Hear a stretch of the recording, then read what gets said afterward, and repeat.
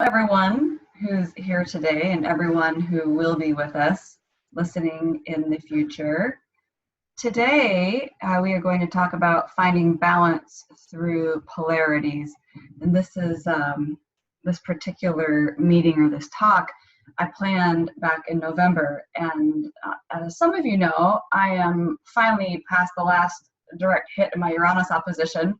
But while I was still smack in it in November, I had an auto accident and had staples in my head. So this is the presentation that was planned then that carries forward. So we will see. Maybe there was something new to come in with me having my head shaken a little bit. I figure with my South Node in Gemini, it's not a bad thing to have that thing cracked a little bit, and I'm totally fine. So to begin today, I want to talk about polarities and actually. Okay, so polarities are something that I use a lot in astrology, and not just in astrology, but just in life. It's interesting how we have a tendency to polarize things, even in our reactions or in our selections of things. And an example of that would be, you know, I go on a date with someone who is very conventional, and it's a really bad experience for me. So then I might swing to the complete opposite side and choose someone who is the opposite. And we tend to do this all the time, even in our own behavior, right? We don't come to the middle point very easily. We tend to flip back and forth. And especially if we have strong Aries, Libra, first house, seventh house signatures, those are opposition archetypes in some senses, and they are very prone to extremism. But truly, just as humans, we also do it. So here are some of my thoughts on polarities in general. Through the other in our human experience is how we evolve.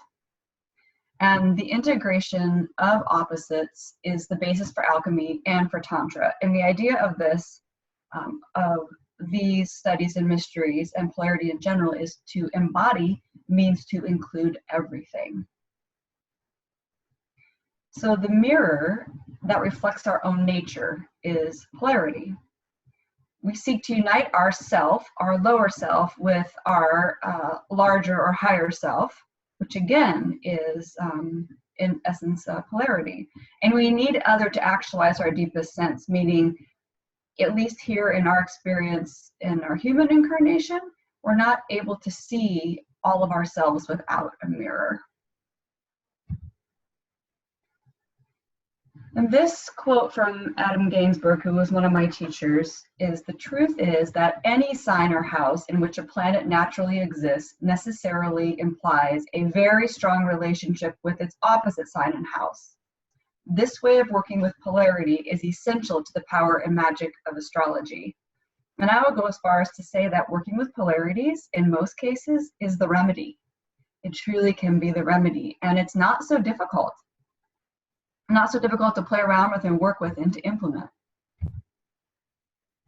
So just some more thoughts and ideas around polarity, because for me, it helps to have a feel of, what does this idea of a polarity mean? If I look at my chart, for example, and I have a lot of things in the 4th house, and I know the polarity is the 10th house, how might I imagine that relationship? And to me, it's one field of energy with magnetic poles. So it's interesting that when it comes to oppositions or things in polarity, we tend to see them as the complete opposite of ourselves. The truth is that polarities or things in opposition have so much in common with each other because collectively they make one full continuum, one full thing. It's just where you're standing at in the continuum. So I think of this as, here's this big continuum, and in my example would be from my 4th house to my 10th house. The only difference between the 4th house position and 10th house position is where I'm standing. Like, the energy is just one big thing. So polarities helps us combine, or they represent a combination of the subjective and objective awareness into wholeness. So when we look at everything below the horizon in a chart, be it a sign or a house, its opposite is above the horizon. So we always have one that's in the subjective area and one that's in the objective area. And again, this idea of a strong relationship between two things is often experienced as conflict. It's very, very common that things we experience to be conflict, or things that we experience to be happening to us or at us, actually reflect a lot of what we are. The version might be different, and that's the tricky part, right? The version might be very different, but the core essence oftentimes is very, very much the same, which we don't like, you know, a lot of the time. You know, I don't always like the mirror, especially when the mirror shows a version of something that I already don't especially like in myself, and that particular version, you know, I might find to be extra disgusting. So, you know, I'm much more likely to project that outwards. So some ways to think about using polarities, I like to think of them as a second opinion, you know, or a teacher. So again, not so much from, if for me, let's take me for example, and all this stuff in my 4th house. Instead of saying, wow, I need to jump from my 4th house into my 10th house, you know, it's not about leaving, it's about looking at my 10th house as a second opinion, or consulting my 10th house. Not leaving, consulting, and then bringing those energies together. So continuing in this whole theme of not leaving one thing to become another, it's creating a new third thing. This is the whole idea, you know, in all relationships, which is 1 + 1 = 3, right? They create a third entity. They create their own living thing. So what we can do is we can stop pulling away from the opposite and draw from it in a very powerful, positive way. Because integrating polarity truly allows greater embodiment and evolution within ourselves. And it's something that's pretty easy to play around with, because pretty much every day, something will trigger you from the outside that comes from across the way, you know, from the other side.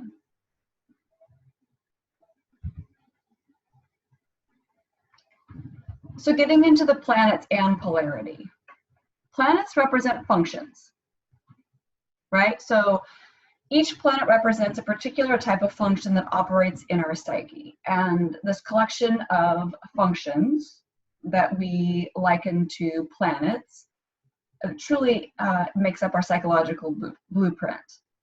And the psyche just means the body-mind. And the body-mind is how we sense, process, and comprehend our experience. A planet in a particular sign is meant to balance and evolve by looking to its polarity sign. It's meant to look to its other, to draw from, to help it find the place of integration between the two. And if something is sitting in a particular position, we can tell that that's where we've probably had, especially with the personal planets, we've had, you know, that's where we tend to go. It's where we tend to sit, where we tend to resonate, where we, the position we tend to take on the spectrum or continuum of energy. But that whole spectrum is still there. So if I'm used to being in the 4th house, it's a super exciting thing to branch out and say, hey, what does it look like if I draw from the 10th house? And planets become stronger and they more fully actualize themselves by developing polarity qualities. They become more fully integrated. Those parts within us, our psychological foundations, the functions of our own body, mind, how we're sensing, processing, and experiencing life, you know, our filter, our screen through which we see things, how we're feeling things, how we're relating back to history with things, it allows us to come from a subjective personal level and then integrate the objective piece as well into truly this place of wholeness. And it gives us more to work with that function within ourselves.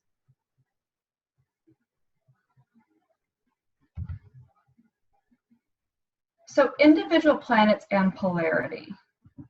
If you can give me just 1 second, I need to turn something down.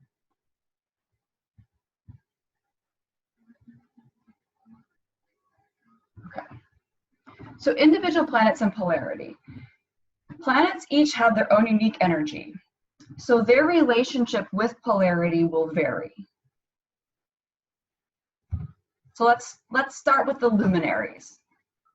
And so imagine your sun, where it sits in your chart and the sign it's in.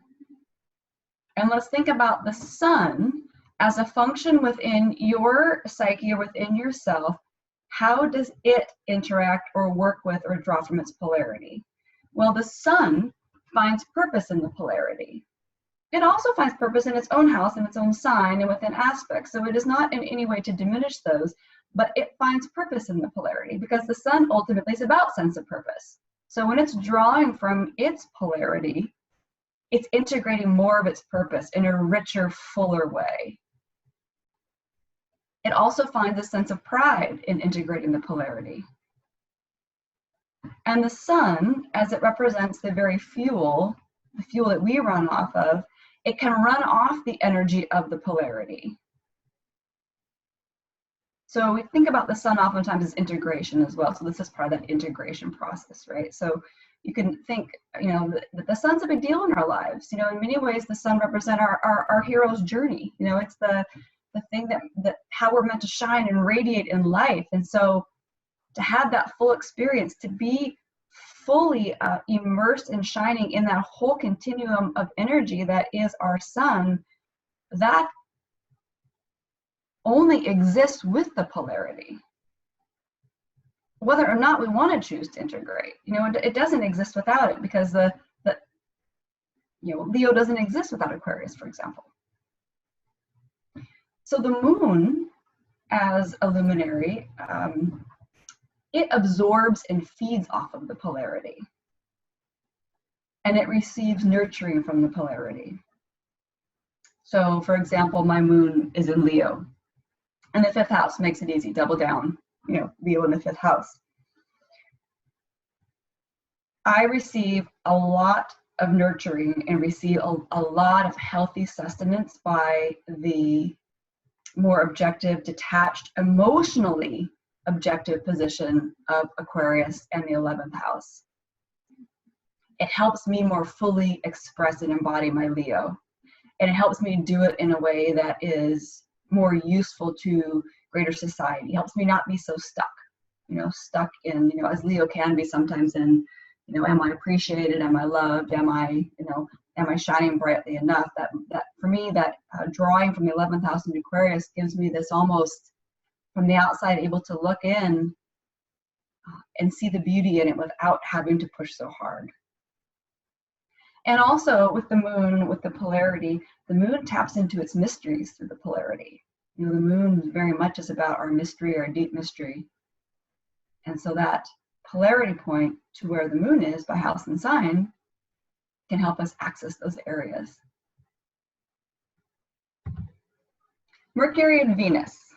So Mercury, as a planet that represents, among many other things, our mind, our thinking, how we make sense of things, our wiring, how we connect things, which all the way down to the connections in our own body, and also to how we make connections out in the environment and around us, basically how we put together life, which is very similar to how we structure a sentence, right? It's how we do that piece for ourselves.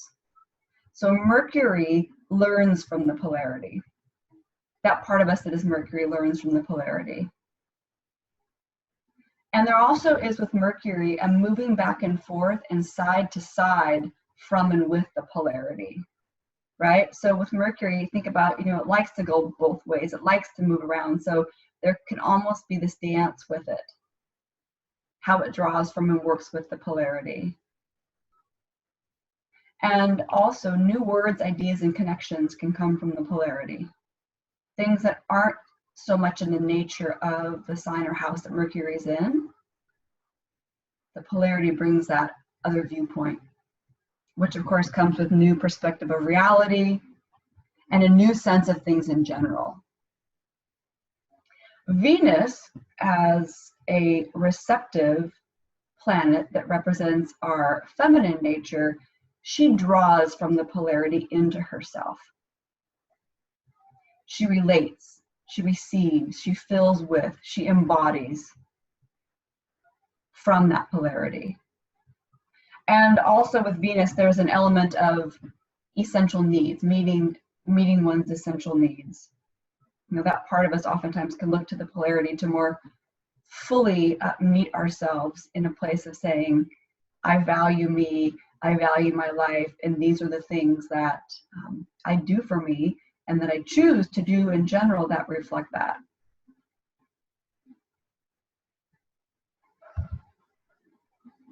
Mars and Jupiter. So Mars, it discovers how to act and assert through the polarity. So wherever our Mars is, we have a tendency to act and put our energy forth in an end to initiate in the style or way of the sign that Mars is in, right? So if we look to the polarity, that gives us new territory for how to do those things and for how to combine, those two signs, those two ways of doing it. Also, Mars through the polarity finds authentic desire, finds more ways to explore and fulfill and act on our authentic desire. We may, for example, find like if our Mars is in Aries, that a big part of our energetic programming is to put a lot of energy into starting new things, to being the leader of the pack, to being somewhat of a pioneer, to initiating, and it's really being focused on oneself. There can be so much joy in realizing how much our Mars in Aries also wants to integrate Libra, which is other. So naturally with Mars in Aries, even though there is a desire to do what I want, when I want, as I want, that also comes with a desire to cooperate and be with and work with others. Because in fact, as I was saying, that one doesn't exist without the other. The self wouldn't even be a concept if there wasn't other. And Mars also energizes through the polarity. If you find your energy running low, a good place to look for that remedy is the polarity for Mars, because there's a great source of vitality and motivation there. And moving to Jupiter, Jupiter finds meaning and truth via the polarity. It's Jupiter, with its desire to expand consciousness, that part within us, it's able to more fully do that, integrating the polarity point. It also harnesses and expands confidence across the way. So by drawing in and by choosing, to integrate the polarity, more confidence is built. More confidence arises. And also the idea of intuitive revelation. One's own intuition is revealed. So Jupiter to me is very much associated with intuition. But sometimes we need to move outside of where we normally are to really reveal that to ourselves. And so I find that the polarity point to where Jupiter is, can be pretty powerful that way.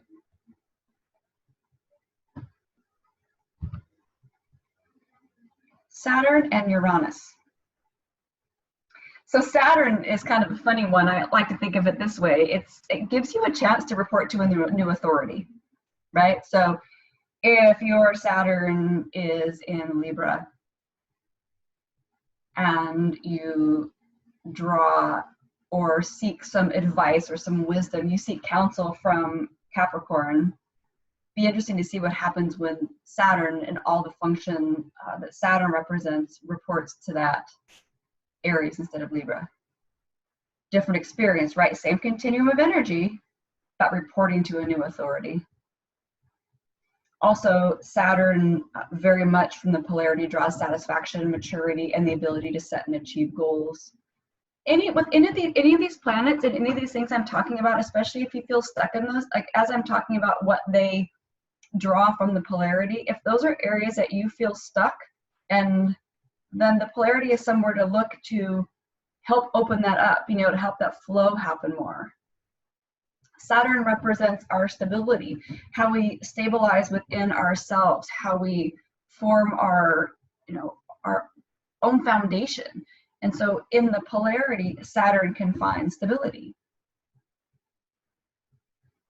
And it's interesting because when you go to the polarity, remember, it only exists with its polarity.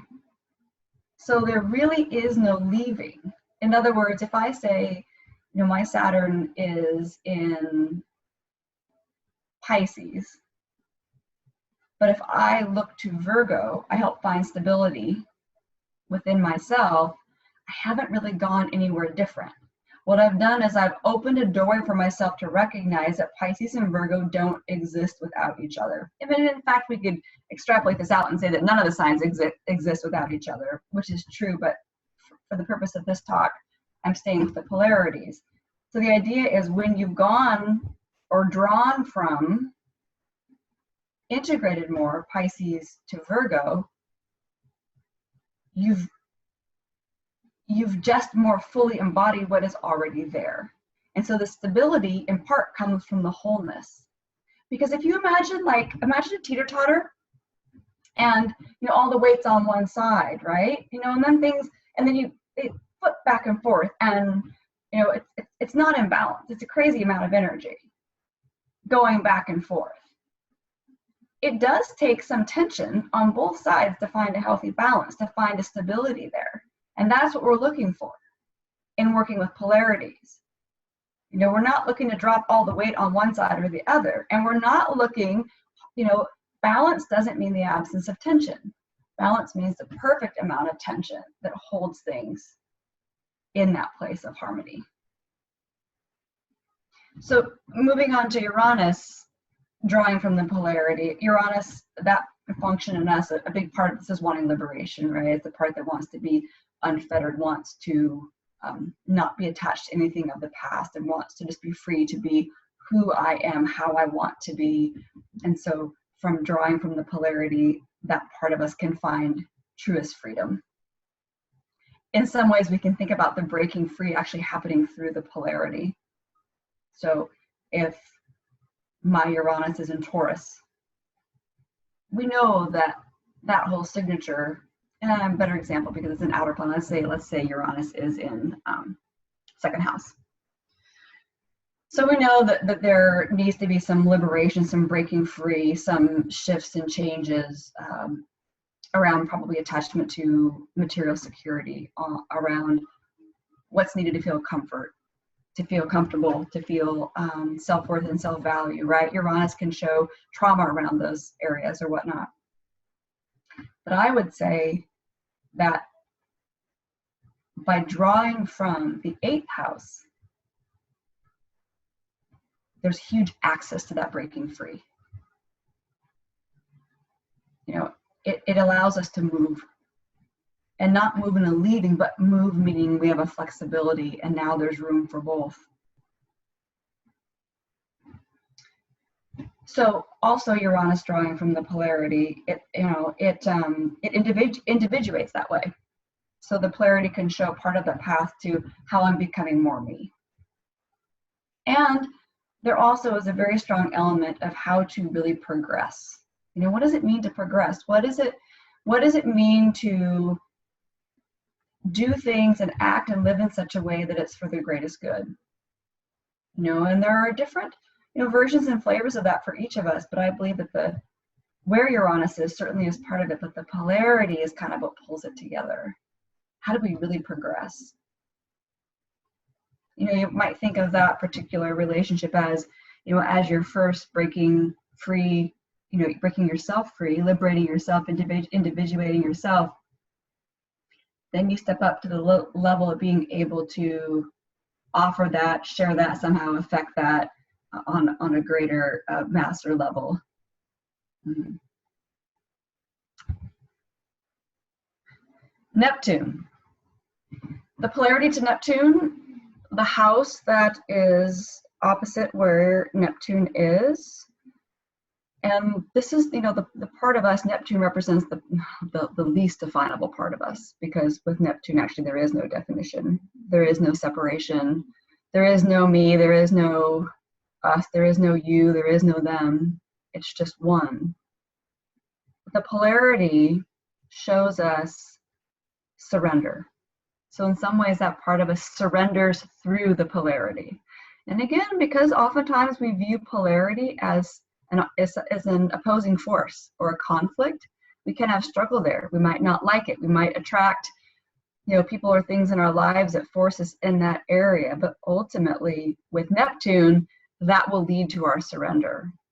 And I don't mean a surrender meaning giving something up in the sense of, I have to just, give this thing up. I always think of surrendering, although letting go is part of it. I like to think of surrendering more as surrendering into something. I'm surrendering into love. I'm surrendering into faith. I'm surrendering into truth as I know it to be in this moment, even though that will be changing. And the polarity to Neptune can help show us that truth, that truth that usually comes through disillusionment, where afterwards we have a moment of clarity. This part of us also, through the polarity, learns to accept. This oftentimes can show what we need to accept, or how we can have more acceptance. And this is the kind of acceptance which is the accepting things as they are, which doesn't mean that we have to like them or think that they're perfect or have any particular thing with it. It's just the level of acceptance that whether we like it or not, whether we think it's perfect or not, that there's an allowance. There's a certain measure of it's okay. And also finding and embodying compassion. This part of us loves through the polarity, dreams and envisions through the polarity. And through the polarity, it's like imagine that polarity with Neptune as this, a wise sage or an ascended being, or one of your guides, or a star being, whatever words work for you here, maybe just energy itself. This is where you can tap into that through the polarity. And that polarity helps us develop faith in this part of us. And it teaches us about faith and grace. Pluto, which in evolutionary astrology we certainly talk about a lot. So just a few ideas. Pluto polarity point. We fulfill our deepest desire through polarity. Pluto polarity is, where Pluto sits by house has been the soul's deepest desire, the evolutionary journey that we've, come in with our deepest attachments, and the polarity shows where we're moving towards, which ultimately will be fulfilling our desires of where we're moving towards. Maybe not even where, but how we're moving towards, right? It is our evolution. So the polarity point to Pluto empowers us. And it truly transforms in a way that we can witness and experience with consciousness, which is important. It's not just a concept of transformation. We experience it.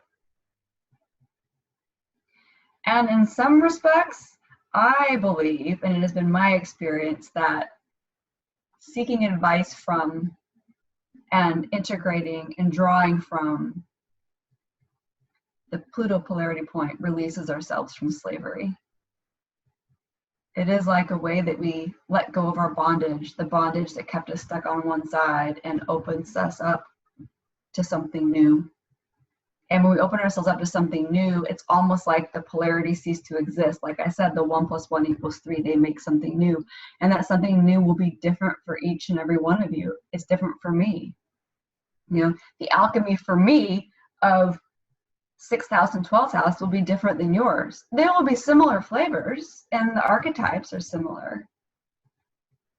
But, alchemy is different every time.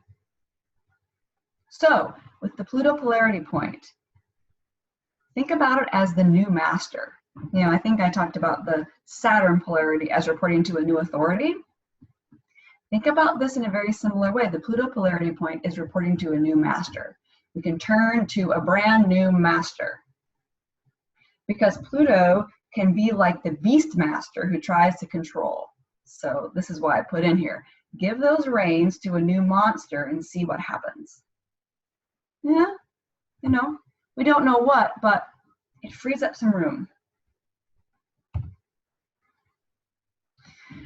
So these slides are not for us to sit and spend time on right now, but I want to give you an idea of something that has been helpful for me and for my students over the years. Is when you're really trying to feel the idea of polarity, play around with images, you know, maybe drawings, even look at the symbols, like look at the Aries symbol next to the Libra, or the glyph for Aries and the glyph for Libra, or look at Mars versus Venus, which is another way, or whatever works for you. One way that works for me really well, and in classes what we've done is we've done little meditations, we've listened to music, and we've picked out different songs that we say, you know, we think this song makes us feel like Aries, we think this song makes us feel like Libra, and it's a way to really immerse yourself in the two viewpoints of the spectrum.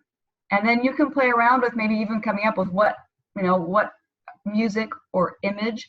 Maybe you even make a new glyph for yourself that is the integration or the alchemy of Aries and Libra. I think it's powerful. It's powerful to bring these concepts into our lives in ways that we make them our own.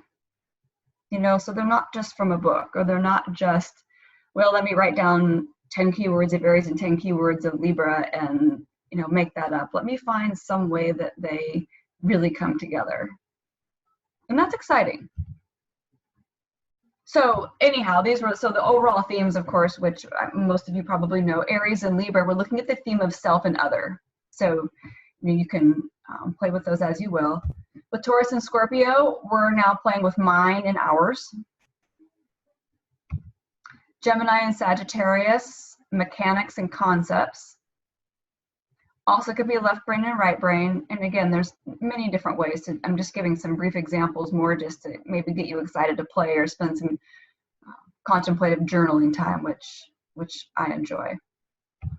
Cancer and Capricorn, nurturing and authority.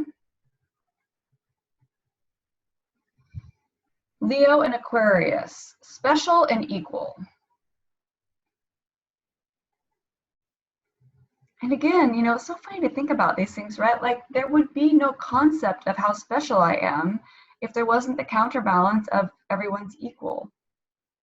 So sometimes when I start to think about these things, it's funny in how I, in my mind, have made it so this or that or this against that when they truly are existing together. Virgo and Pisces, reality and dreams. Can very much be the earth and the heavens, can be the untangible and the tangible. So here's one other example of something that I have played around with. So, you know, when I was talking about just putting down a bunch of keywords, well, I still use those keywords, but then I try to take it a step further. So this is what I call an alchemy table. And I start by saying, okay, in this example, we're playing with Cancer and Capricorn. So, you know, I say, okay, well, what are some of the functions of Cancer? Or, you know, what are some of the qualities of Cancer? So in Cancer, we're forming our identity or our ego. And then I say, well, what might that same type of thing look like in Capricorn? Well, it's forming the social identity, right? So Cancer, we're forming the private me, and Capricorn, I'm forming the social public me. And then I say, okay, so for example, I'm in Cancer, I'm forming who I am from the inside. Right? So Cancer and Capricorn are both cardinal signs. And they're both feminine signs. And you'll find this with every polarity. And you probably already observed this, but I was thinking about this the other day because sometimes, you know, I don't pay that much attention to some of the very things that are in front of my face. The polarities are always the same quality and the same modality. The difference is just their element. So Cancer, cardinal, it's initiating, but it's initiating on the inside and it's initiating emotionally. Capricorn is initiating on the outside to take responsibility for who we are and what we need. But it's taking that in an outward way, which is why we associate Capricorn with work and Cancer with home. So Cancer is the impulse to feel. Capricorn is the impulse to lead. Cancer and Capricorn both have a lot to do with safety and security. They just do it in slightly different ways, right? Cancer does it in a watery, emotional way. Capricorn does it in a very earthy, practical way. Cancer has emotional security issues and fear of abandonment. Capricorn has social security. It sounds funny, like social security, but security in the social realm issues, right? A fear of disrespect and blame and shame. But you can see how closely related they are, and you can also see that one directly feeds into the other or feeds off of the other. And we oftentimes overcompensate on one side versus the other.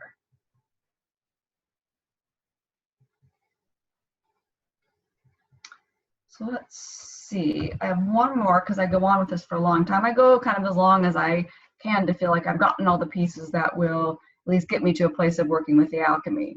Because I want to get a feel of both, like, what do they mean for me? So, you know, here's an example where I say, well, Cancer has a lot to do with what we are feeling in our bones and in our blood. So kind of what just is, it's just arising within me. Like, we don't even necessarily have a reason for it. I just feel that I don't like him. You know, it's just a feeling arising. And Capricorn also has a lot of issues around feeling, but that has more to do because Capricorn represses, depresses, and suppresses. And then, of course, you know, we oftentimes attribute the archetype of mother to Cancer and father to Capricorn. So you can get an idea by looking here of where I go with it, and everyone does not exactly match the other. You know, so I let it flow. And then what I didn't show here, because I just want to leave this open for anyone to talk about in just a minute here as we move on, or to do it in your own time, is what would the alchemy be between the two? You know, if you have an Cancer kind of underwriting desire just to slip back into the ocean, and you have a Capricorn desire to create a sustainable world, how would that continuum of energy, how could you alchemize that so that all of it has room to be expressed, that it draws from each other, and that it makes something powerful and secure and nurturing and safe and secure in the healthiest way, you know, which gives it roots and gives it all this ability to grow, you know, to grow fruit, which truly is, you know, Cancer Capricorn.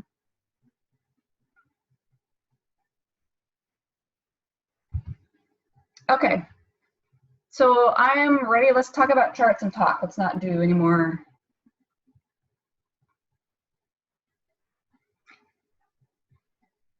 Cameron, are you ready? You can unmute yourself.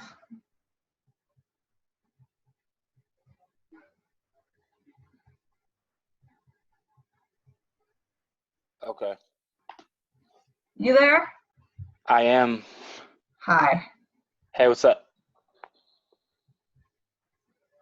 I am good, and we have your chart. So what would you, so you have a, it's a great example because let's everyone take a look at this first house. And for anyone who's listening and not watching, we have Mars, Uranus, Neptune, Saturn, Mercury, and Venus all in the first house.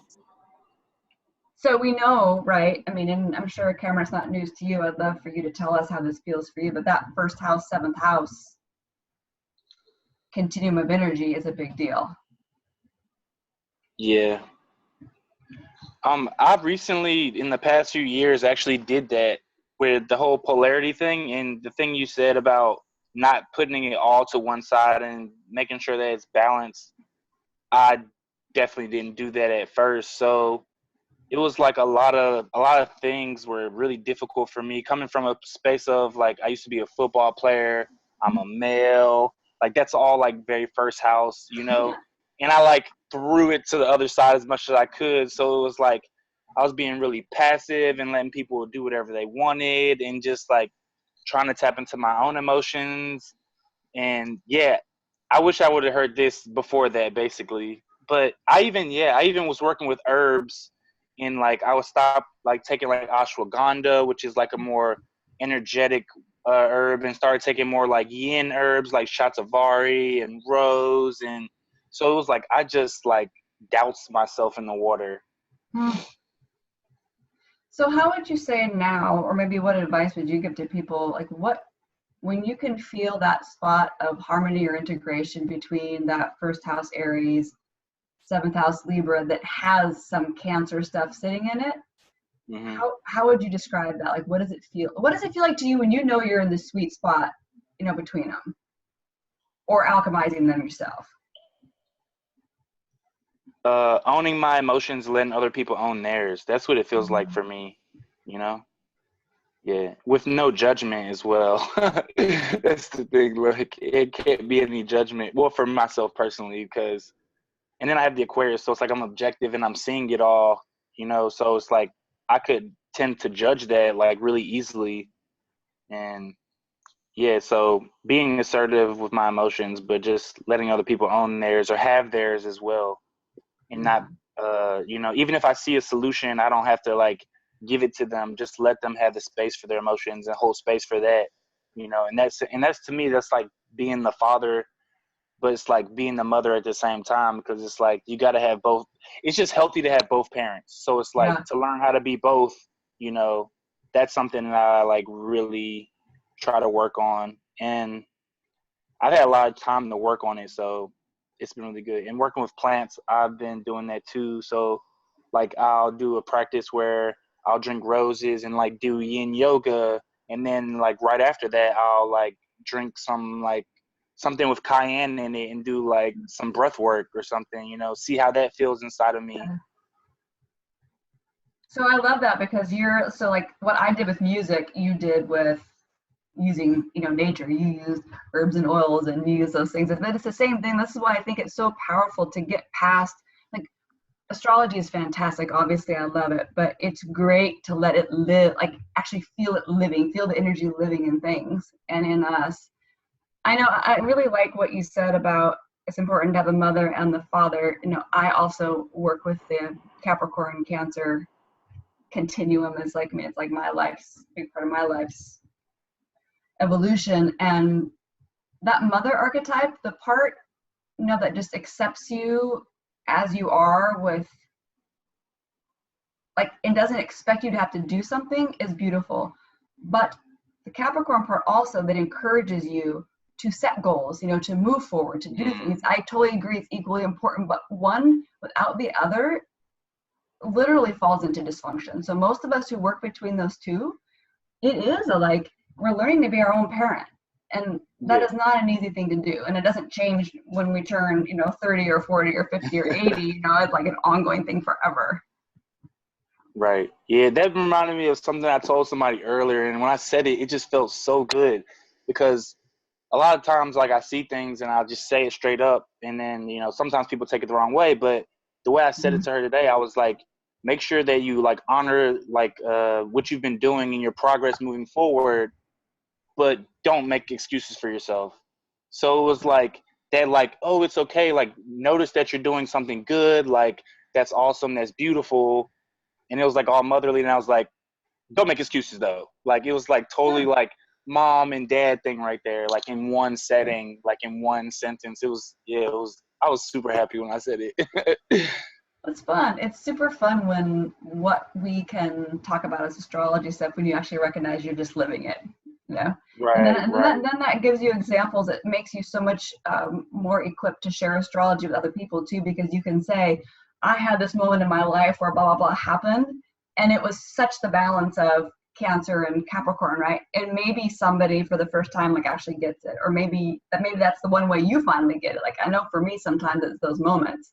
I'd be like, oh my gosh, I'm actually doing that right now. Like that thing I've talked about for 5 years and even counsel people about or whatever, like I have that moment of experience of it's actually happening.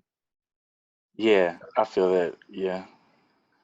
The one thing I did have like, I guess I didn't necessarily have an issue with it, but like just in my like mental process with the retrogrades and like trying to put those to the other side, it kind of like Mm. my Venus retrograde and my Jupiter retrograde, it made, I don't know, like I don't know exactly how I did that, so I just played with it all the time, and I'm like totally into alchemy. I even like take the oil of silver and stuff like that. So it's Ah, like just working with all the alchemical, even the texts and stuff like that, seeing what they say about the planets, you know, just trying to see it from so many different perspectives. But I didn't, that was the only thing that I didn't really do tangibly, like the retrogrades. I feel like the retrogrades are already trying to push to the other side or something.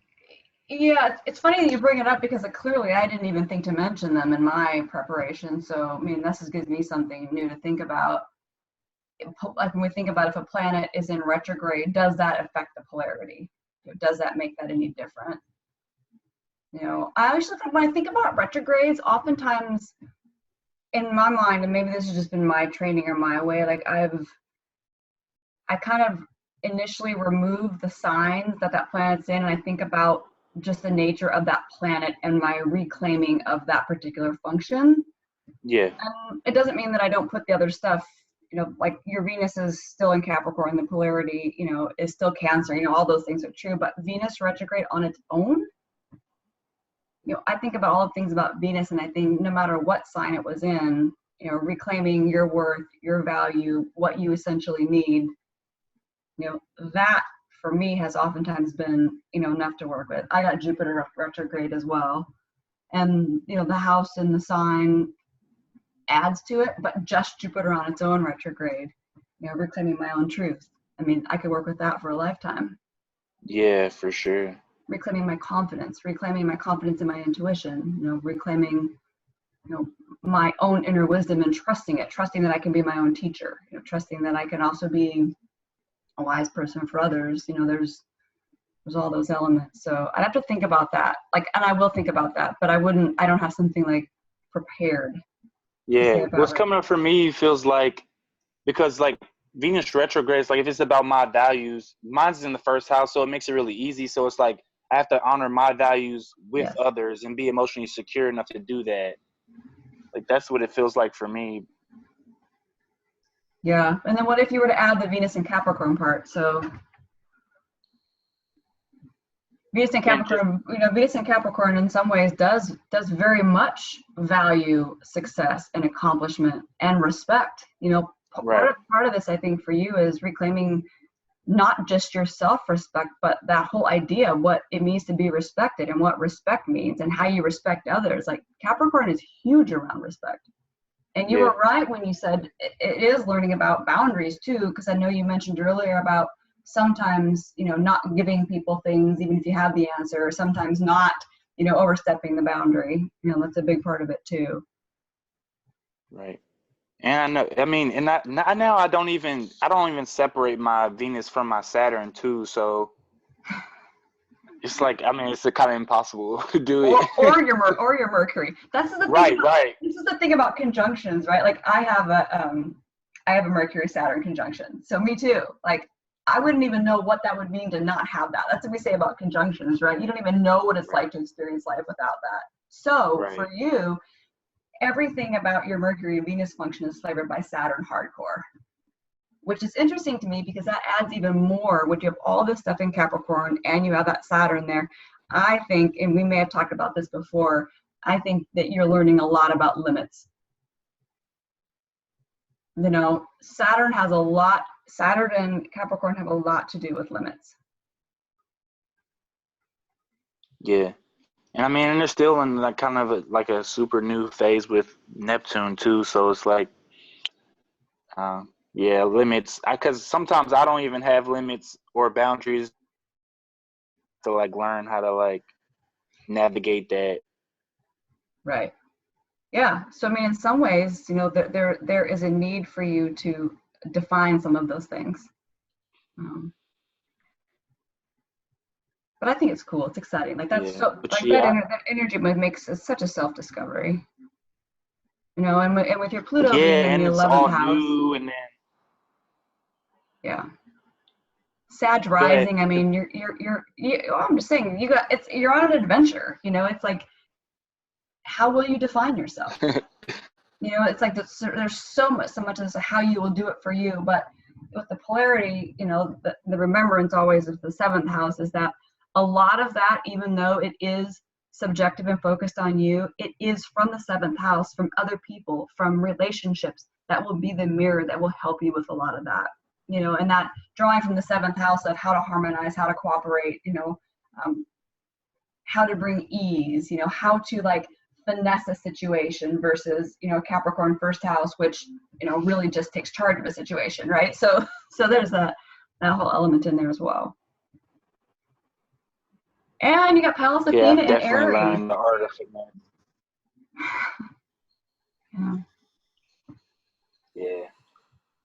Yeah. Cool. I don't necessarily work with Pallas too much, but I noticed that too, though. Well, Pallas Athena, do you do the polarity with the asteroids as well? Yeah. Huh. Yep. Yeah, I never thought Pallas, about that. you know, so these are just something you can. I use it with just almost everything. Yeah. And I really do think about as far as seeking advice. Like when I feel myself going in, because you have the overabundance of Capricorn, I have the overabundance of Cancer, right? So when I feel myself going into that emotional subjectivity of where, you know, feelings are overwhelming me and I'm not being objective and I'm being too sensitive, you know, like, and I know that I'm being that way, it's almost like I imagine myself asking the Capricorn in me for advice. How can we do this differently? Because that part's in me equally. I mean, there's no way that it can't be. So yeah, that way it becomes almost like you know, I'm expanding that relationship within myself. I'm inviting it. You know, when you invite something, like when you invite it, there's a lot of power in that. Yeah, I feel that. Yeah, usually when I go to the polarity, I drop everything and just feel. And astrology has helped me do that a lot because it's like I can always contextualize it later. Like I need to spend my time feeling right now. Yeah. And we usually know when we're experiencing things as opposition. That's a perfect like reminder of, oh, there's probably a polarity I need to work with here. You know what I mean? Like it's almost like a guarantee. I'm experiencing opposition in my life. I feel like, you know, something is coming at me, or I feel like I'm pushing up against something. And it doesn't mean sometimes we really do need to deal with a certain situation or whatnot, but I think oftentimes it's reflective of something we have not integrated within ourselves. And so what are we doing? We're creating it externally. Yeah. So, yeah. Okay, anything else, Cameron, before we look at Shelley's chart? No, not really. Appreciate that. Yeah. Always. I appreciate you too. Thank you. Stay blessed. You too. Okay, Shelley. Hi. Can you hear me okay? Yep. Yes. So I'm looking at yours, and one thing that stands out to me is you definitely have Sun, North Node, and Mercury in Taurus, which speaks to me of, you know, the Taurus Scorpio polarity, which is, you know, the mine and ours. And what's interesting is, you know, with your South Node in Scorpio, that's coming from the orientation more of ours, or can be sometimes more of a dependency on relationships and partnerships, and then moving towards more of self-sufficiency, right? You know, doing things for you, being stable within yourself, simplifying your life, right? Like removing some of the trauma that comes from, you know, that Scorpio stuff can be very emotionally intense. And I know you've had a lot of emotional intensity in your life.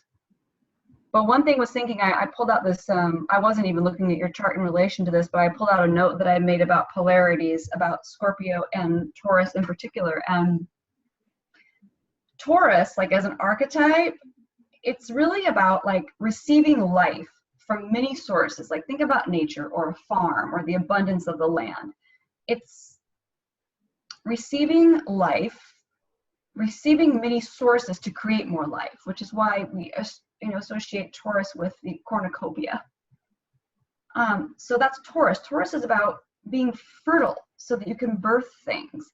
And what's interesting is that Scorpio is very much about the force of transformation that actually causes death.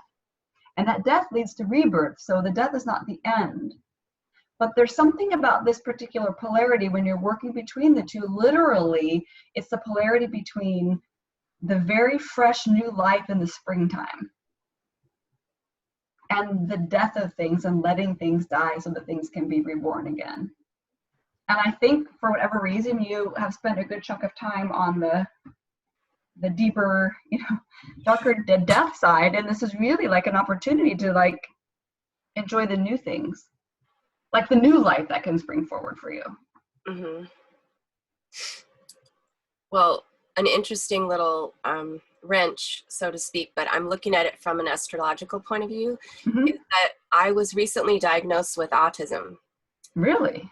Yes, with Asperger's type. So they don't call it that anymore, but when I looked up some information about it to see if anyone had studied that, where is it more from your astrological chart as a personality thing and as challenges in that regard, as a combination with maybe some things going on in the brain. But there's a lot of really interesting information online about that. And my chart does have some of the markers that and I can send you that stuff later, but I'm just thinking that that's going to be a really big passion of mine, is trying to discover whether or not things that I can do that will help me in this rebirth, and also get over some of the problems that some of the social interaction issues and other misunderstandings that I've had about how I come across to other people. Just trying to learn and try to do that better, and do that maybe through learning more about myself from the astrological standpoint, which I'm really a beginner compared to all you guys. I'm a total newbie. Well, but I'm learning. I'm trying to learn because I'm fascinated by it. I've always been fascinated by it, but I've never been able to dig this deep. So it's been kind of fun to do that. Well, it's interesting, I mean, everybody has trauma signatures in their chart, so, every single one of us does. But there are, certain signatures that are really indicative of trauma, and you have a lot of those.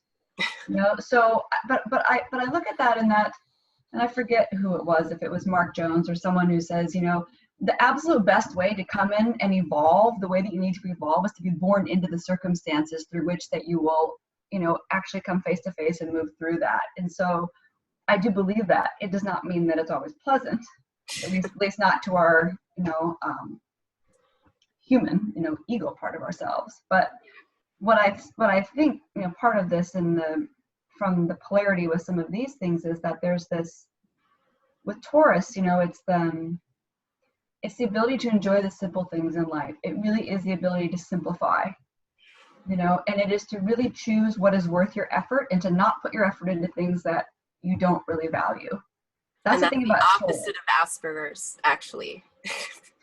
So it's interesting, right? Everything's complicated, everything's connected, everything's this big 3D model puzzle piece. You take a puzzle piece out and it's totally disorienting.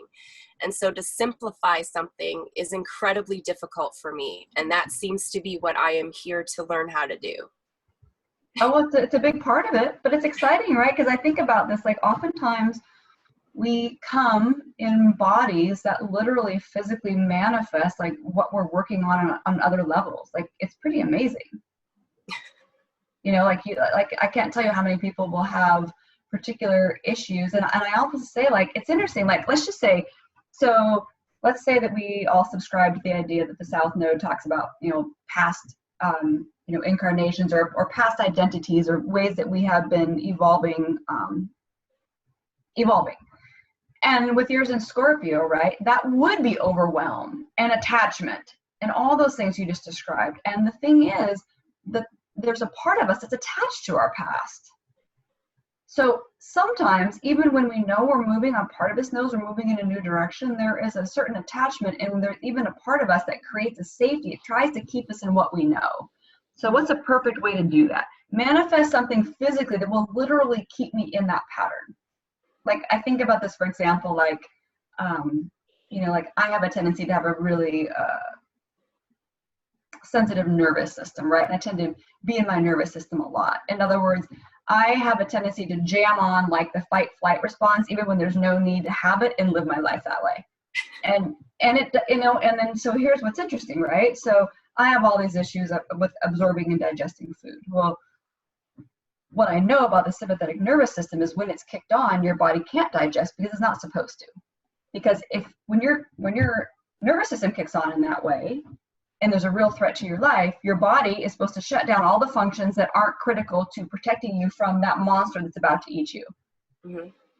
But if I do that all the time, for example, how am I ever going to digest my food, right? It's almost like, there's nothing wrong with my digestion. It's that I, for some reason, kick on this particular button, which actually perpetuates this old pattern. You know what I'm saying? So in my own way and in your own way, we are literally recreating our past every second physically. And so it takes a lot of courage and effort to say, I'm going to keep choosing something else, even if I'm not fully ready to move from it. Like, I'm not saying that your conditions or mine will ever change. I mean, I like to hope that things will, but they might not, but our relationship with them can change. And that Taurus energy is about, in those moments, at least in my mind, it's like taking bite-size, pieces. I'm not going to choose more than this right now. It's sometimes as simple as that. Yeah, which is literally takes every effort I have to break it down to be that simple, and to not be considering all the future implications and all the connections to something, to just think about one thing or start one thing and finish it without starting something else.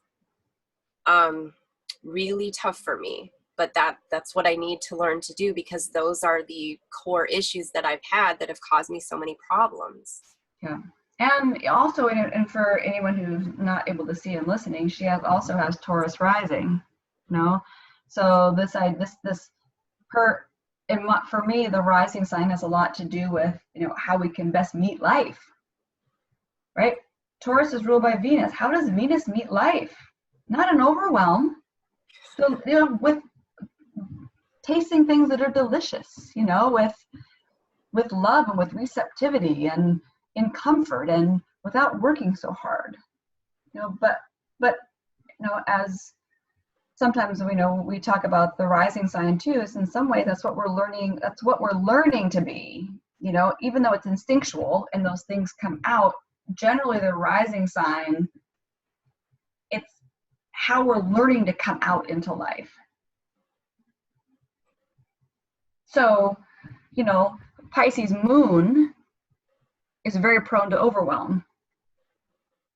Pisces moon is overwhelmed in the possibilities, overwhelmed in all the ways things could hurt or that someone else could be hurt, overwhelmed by the suffering, overwhelmed by all the choices and how can I make a choice because I might make the wrong choice, and if I choose this choice, I eliminate that choice, right? I mean, Pisces moon can absolutely be overwhelmed.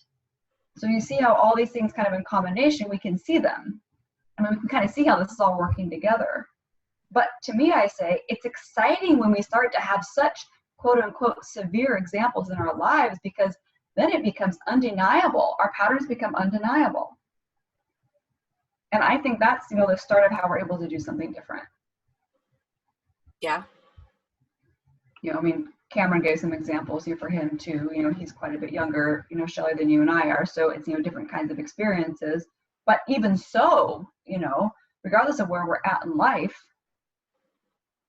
recognizing a pattern is a big deal. Even if you just simply recognize a pattern of, I have a tendency to overwhelm myself all the time. Yep. I've had to learn how to recognize a pattern of feeling anxiety and giving off that vibe to people and not realizing it. Because kind of a lot of things that don't cause anxiety for other people cause extreme anxiety for me. And I didn't even recognize that those feelings were anxiety until I was working with a counselor and all this stuff about Asperger's came up. And, it made so much sense. It was like the missing link in everything. But it also had so much to do with the stuff that you've told me privately about my chart, and what I've learned about my personality and my tendencies and what my journey should be through astrology. So that's why I was thinking that this connection was going to be so important for me. And there isn't a lot of information online about it. And I hope that to study it enough where I can help other people maybe figure out how this works for them. But I'm going to figure out myself first. Yeah. I mean, and to me, like, there's no, there really is no thing that you should do. I mean, the chart is a beautiful reflection. And if that language works for you, like that language works for me, it's so helpful. It's so helpful to have some way, some level of understanding not all, right? But to the extent you can, what's happening within you. And it makes it less scary. And honestly, it makes it less overwhelming, right? Like, instead of feeling like forces are entirely taking you over, wait a second, I have a method to understand what this, a little bit more about what this means. And then and that in itself will help you simplify. It helps me feel more in control of things that used to not feel like I was in control of, and that caused anxiety. So if I can understand the feelings that come up, and I can understand more about what my tendencies are to react without thinking, then I can stop and I can think about it, and I can make some better decisions, just based on knowing myself better. So that's what I'm trying to do right now. That's awesome. So, but I always appreciate your perspective, because it's helped me so much. Well, it's helped. Every conversation we have around astrology helps me with myself too. One thing I want to mention for anyone who can't see, Shelley has the Sun and Mercury in Taurus. So, normally we talk about the polarity, which we are certainly, but they're also both conjunct the North Node in Taurus, which, to me, one thing about planets that are conjunct the North Node, they have a forward-moving evolutionary signature, meaning they especially emphasize the Taurus side of this polarity. So that does not mean that we leave Scorpio behind, but it means that for Shelley, like, if those planets were sitting there and they were not conjunct the North Node, which is, in some ways represents, who she's becoming, how she's becoming, if you might, some people call it, your dharma. If it wasn't there, I'd be looking at more, and I'd be talking more about drawing on the Scorpio more, to find alchemy. But this chart, to me, speaks very strongly that probably a lot of the Scorpio has already been done, and the Scorpio itself will take on a new embodiment, like a new flavor, a whole new way of being once more of the Taurus is drawn into it, right? So for Shelley, I really want to say here, the emphasis, it would serve her well to have a love affair with Taurus, really. And whatever that takes us. I mean, there are lots of good, resources out there just on Taurus, but, even thinking about, I know that Cameron talked about using, different herbs or essential oils, and I talked about music, but I would think anything that is Taurian in nature could be very soothing. It's like we also talk about the North Node as, choosing, when we choose those activities, or we choose that mental space or that emotional space, or choosing people in your life, it's a great way to do it. People or places or things that embody that energy. It starts to give us new experiences that we can integrate. So, it's funny, Pallas Athena keeps coming up for me today. And Shelley also has Pallas Athena in Taurus. And to me, Pallas Athena shows us what we need to be a champion of, where we need to be a champion of the people, right? Like, what we need to protect and fight for and come up with intellectual, creative, solutions around. So, Pallas Athena in Taurus is, being a champion of your self-worth, being a champion of loving yourself, being a champion of simplicity. And I don't say simplicity in a way of making it seem like it's something small, but I mean enjoying the deep richness of the simple pleasures of life. which is sometimes with Taurus means getting back to the basics. Sometimes it means getting back in touch with our body. Sometimes it means, you know, getting back in touch with nature, getting back in touch with, you know, hey, what really matters to me? I think I started saying earlier that Taurus sometimes can be perceived as lazy. You know, sometimes Taurus can, but ultimately what that comes down to is that Taurus is not going to lift a finger if it doesn't have value. Yeah. So it's learning that. It's learning, Shelley, part with like to conserve your energy, because Scorpio is an energy, can be an energy sucker. It either, you know, feeds off someone else feeds off you, you know, or, I mean, that is part of the nature of Scorpio until it, you know, learns to come through its own transformation, which in my opinion is what you're going through. Okay. You know? But if you think about this, think about, you know, healthy Scorpio comes from integration with Taurus, which is sometimes also the decision to spend some time, meaning I'm going to take care of myself. You know, self-sufficiency is going to be my mantra. And it's hard because Scorpio, you know, it looks to, oftentimes to, you know, it puts so much value in the deep emotional bonds and connections with other people. But that in itself becomes richer once we have, you know, developed that deep intimacy with ourselves. Yes. That is very true. And we can also look at polarity for you, the 5th and 11th house, because you've got, you know, Pluto conjunct Uranus, which is a signature of, you know, deep soul trauma, evolutionary, you know, of you know, traumatic things happening to your soul. Like maybe trauma is one of the best ways for you to learn. You know, I can't say for sure, but that sits there, and I just want to honor it to say that that anxiety you experience is partially because like the deepest part of you sits with the planet that is like the most unsettling. It's like almost like things shifting and shaking, you know. People, I mean, wherever Uranus is, you know, literally it can feel like electricity or energy moving through things, you know, and like sparks and bits, and you know, so there's an unsettled nature to that. Like it's also restlessness, you know, a sense of restlessness. So, but these things they're in the 5th house, and the polarity is the 11th house. And what is one of the big gifts of the 11th house is objectivity, healthy detachment and objectivity. I step outside my ship for a second to get, you know, myself in a place where I can actually take care of me and then come reapproach it from a different perspective. It's like that healthy, it's not glass that's a barrier. It's healthy glass that provides a new lens through which you can see your life. It's stepping out, literally like stepping out of the crap, you know, up to a higher place. Yeah. But then there's Chiron. Yeah. Chiron's there. And so what's interesting, right, that this is the thing, but what is Chiron is, you know, so that 11th house, you know, we know that it triggers, but anywhere that there's triggers, to me, is a surefire guarantee it's getting to something important.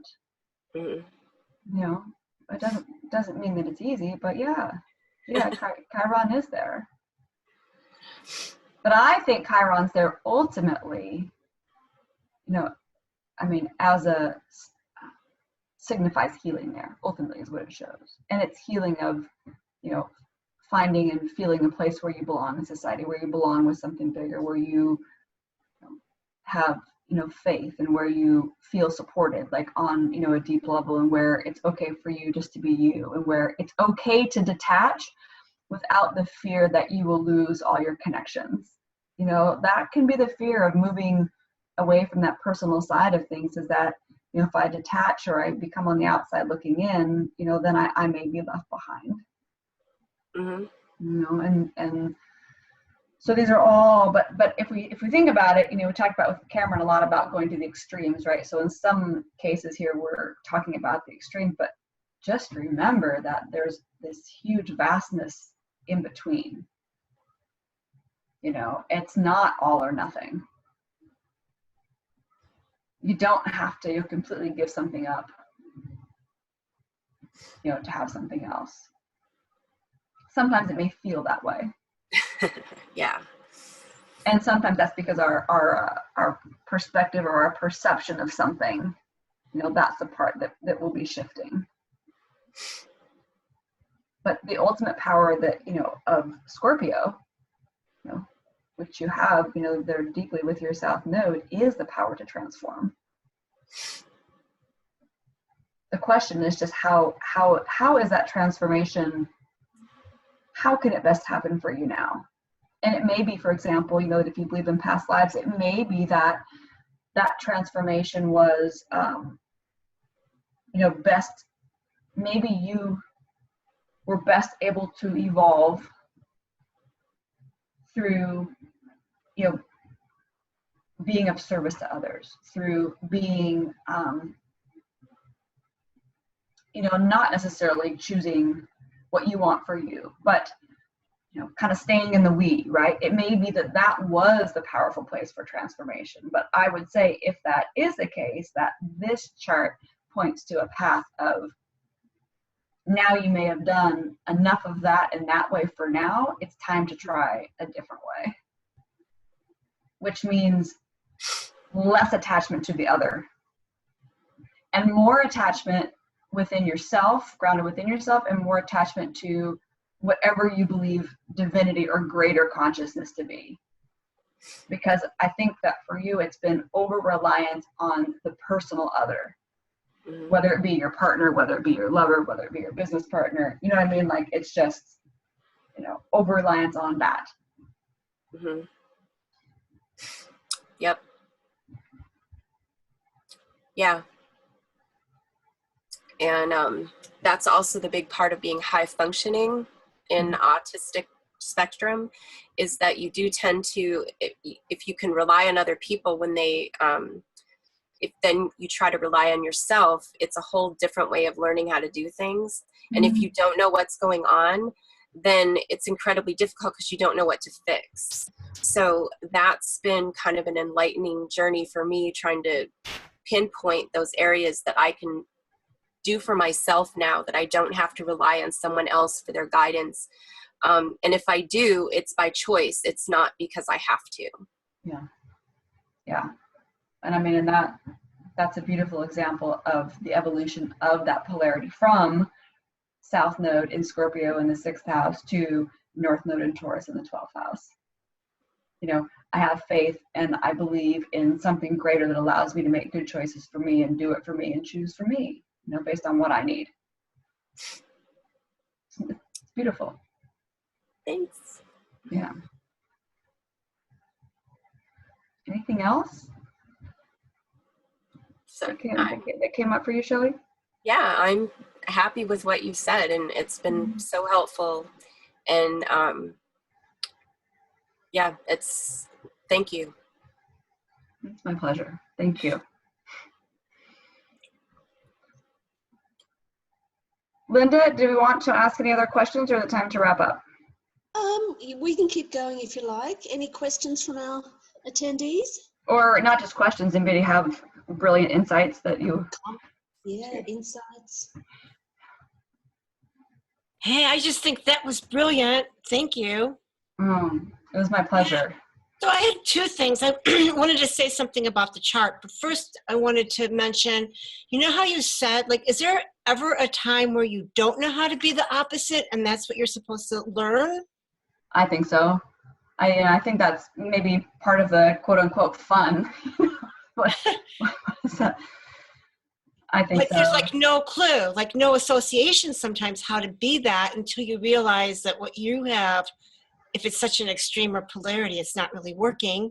So that would give you like a desire to try to figure like, how does that outfit fit, Yeah, exactly. And that's why I say one thing that's helped me, because I mean, we have language of astrology, right? So we have somewhat of an advantage. We can look at our charts and say, oh, I can tell that it probably would help me to integrate Sag, right? So we have that advantage.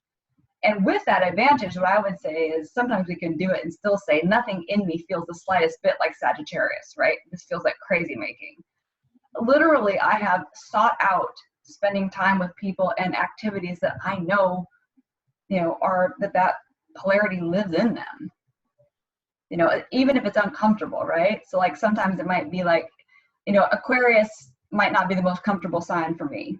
I'm just making this up. It might not. And if I know that that's a big part of integration for me, then, you know, I can choose to be around people, or I can choose to even watch programs. It's funny, like, okay, this is an example, right? You could listen to podcasts or read a book or watch something on, as an example of this. And it's funny how sometimes we can be like, I don't think I understand a word of this, right? Because it can literally be like a foreign language. But sometimes I think if we choose it and let it sort of sink in, then we start to get a feel of it by example, which is why I think I like watching people who embody it.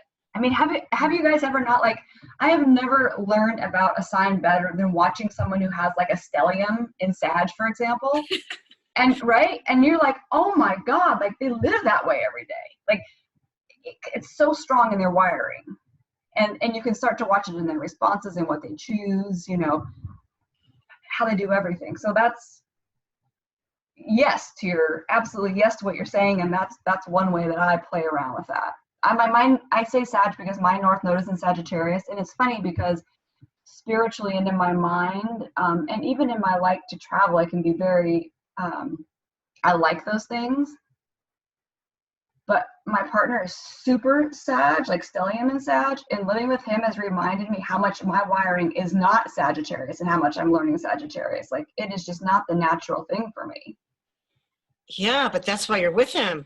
Absolutely, right? So Yeah. and he's fantastic, but there are moments where, I remember I've told my mentor, I'd be like, that's enough Sag. And it's funny, you guys probably know I play a lot with planets on the first, like the technique, and I have yet to choose Jupiter. And I'd be like, I don't know and Jupiter is retrograde square my nodes, it rules my North Node, like, and I'd be like, ooh, Jupiter is a little, it's a little too much to choose. So, and for me, that's not the mental, spiritual, philosophical side of Jupiter. That's living Jupiter. That's like actually trusting that like things will be okay, and just like, I don't know, like there's a huge amount of trust that comes with Sag and Jupiter, for example.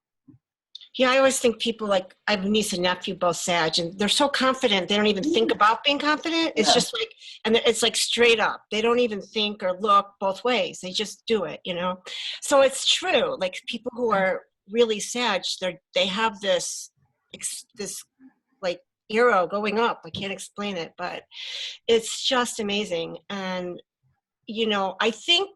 I wonder also too, maybe where there's trauma, wherever we have skip nodes also, Yeah. But, I was like looking at this chart. No, really, this was I just want to thank you, because this was so enlightening, because I really need to learn integration, because we all do. Yeah. I mean, for me, it's been like, sometimes some people will talk and I can understand them, and someone else will talk and it's their voice. I don't even listen. I can't hear what they're saying. It's like funny. So anyway, but I was just like looking at her chart and your chart, Shelley, and, don't even like take this to the bank, but, because I'm like so Uranian and I'm a healer. And I'm like, okay, yeah, diagnoses and putting someone in a box is all good and fine because it gives you some kind of parameter. But, you might be autistic one day and then another day you're not going to be. So it doesn't matter if you're that or not. So don't get attached to the whatever you want to call it, the name or the diagnosis, because to me, that's just someone's opinion how to rank you so they could fill out a chart.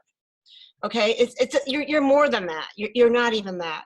So, but I'm not saying these things don't exist, but when people own like their diagnosis or their illness, you kind of get married to it, and then you don't want to ever learn how to like say, I don't even need to wear any clothes right now. I don't need this. Yeah. You might, and that's fine. But I'm just saying, like don't take it to the bank, but just don't get too attached to whatever they call it. And, I look at like this chart, and I mean, I could be wrong, but I see like the moon's in Pisces. So you're constantly getting streamed in everything from the universe. Like you are so sensitive, and it's on the top of your chart, your moon, and your nervous system's connected to Mercury. You're just a super sensitive feeling human being that's trying to deal with, you have a Chiron in between. You're healing for the universe. You know, this is like serious stuff that you have, you know, but it's all beautiful. It's like a beautiful chart. And, you know, I'm not saying, you know, like names don't exist, or there's a level from like 1 to 400 on the spectrum of the rainbow. So, you know, I'm just saying, it's like, I look at your chart and it makes total sense to me, like totally. And then you've got Scorpio in the South Node. So there's like, you know, nothing, you know, wrong with you. I mean, I think there's everything right with you. You know, like Tara said, we all have our trauma signatures, and anyone in astrology, we're old souls. We won't even be trying to like look at a different viewpoint here. So I'm just saying, you know, I just think this was such a helpful, wonderful, you know, presentation, and even more. I mean, there are no words, because this is so helpful. And, you know, we all just have to give ourselves a break sometimes and just be grateful that we could say, hey, let me try that, you know? So thanks. Thank you for sharing. Okay, any more questions? Okay, we'll wind down here. Tara, thank you so much. That was so amazing. I really, really enjoyed it.